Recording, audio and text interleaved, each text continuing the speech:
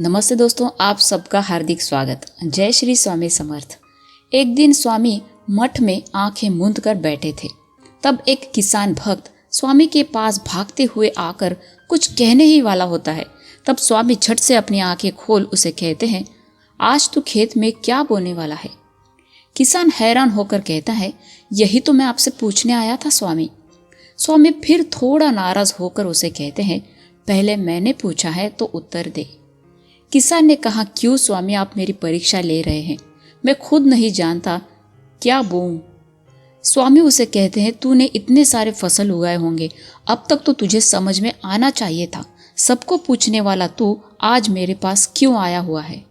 हर बार लोगों को पूछ के काम करता है। हमने तुझे बुद्धि दी है, उसे जंग लग जाएगी। अपने बुद्धि का उपयोग कर। लोग तुझे अलग अलग फसल के बारे में बताते हैं और तू सुबह से लेकर शाम तक खेती ही करता रहता है। अपने घर वालों को समय तक नहीं देता। लोगों को पूछकर अपना काम शुरू करता है, फिर वो पूरा नहीं होता तो फिर और दूसरों की सुनता है। ना फसल अच्छी आती है, ना घर वाले खुश हैं। किसान को स्वामी की नाराजगी समझ में आई।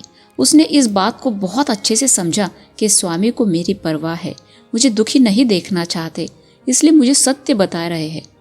किसान बखूबी स्वामी के स्वभाव से परिचित था, इसलिए उसने स्वामी को कहा, मुझे माफ करना स्वामी, पर क्या दूसरों से पूछकर कोई काम करना गलत है? मैं तो अपने ज्ञान में बढ़ोतरी करता हूँ। उसकी ओर देखते हुए स्वामी कहते हैं, बढ़ोतरी करता है? दूसरों से राय लेना अच्छी बात है, पर उस राय में से सोच समझकर जो सार निकले वो तेरा निर्णय होना चाहिए। लोग तुझे वही बताते हैं जो उनके लिए सही है, इसलिए हर कोई अलग बताता है।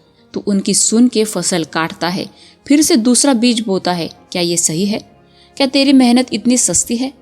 सुबह से लेकर शाम तक गधे की तरह मेहनत करता है और कुछ भी नहीं मिलता। क्या ऐसी मेहनत है या मूर्खता है? स्वामी की बताई हुई सच्चाई सुनकर किसान के आंखों में पानी आने लगा। स्वामी को अपने पिताजी की उपमा देकर वही श्री चरणों में रोने लगा। स्वामी ने उसे कहा, अब रो मत, मैं तो तुझे ज्ञान का स्रोत दे रहा था। ये तुझे तेरे हर काम में, तेरे हर निर्णय में मदद करेगा।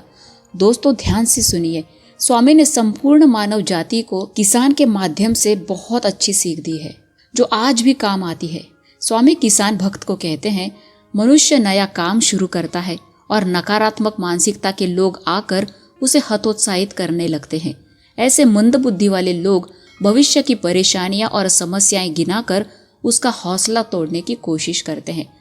कई बार मनुष्य ऐसे लोगों की बातों में आकर अपना काम उस स्थिति में छोड़ देते हैं जब वो पूरा होने की कगार पर होता है, और फिर समय निकल जाने पर, कुछ हाथ ना आने पर पछताता रह जाता है।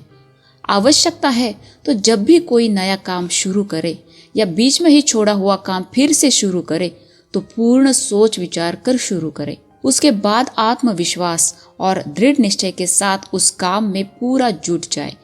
सोच विचार कर इसलिए करना है कि कोई आपको उस काम से हटा ना सके। सोच विचार ही आपके निश्चय को दृढ़ करते हैं, आपके निर्णय को सही साबित होने में मदद करते हैं। ऐसे में किया हुआ काम अवश्य पूरा होता है। जीवन में जो सोचा है उसे प्राप्त करना है तो ऐसा ही दृष्टिकोण रखना होगा। लोग अपने हिसाब से बताएंगे, उसे अपने बुद्धि से परख, उस पर विचार कर, उनके बताए हुए बातों से एक ही निर्णय पर खरा उतर।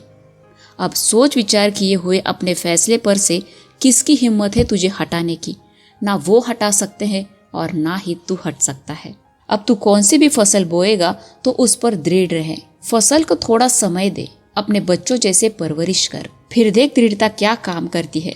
परेशानियां आई तो तेरा स्वामी है ना। दोस्तों, स्वामी की बातें जितनी भी सुनी जाए उतनी कम है। उम्मीद है ये गहरी और जीवन में काम आने वाली बात आपको समझ में आई हो। अपना ख्याल रखें, धरती माँ की रक्षा करें और जरूरतमंदों की सहायता करें।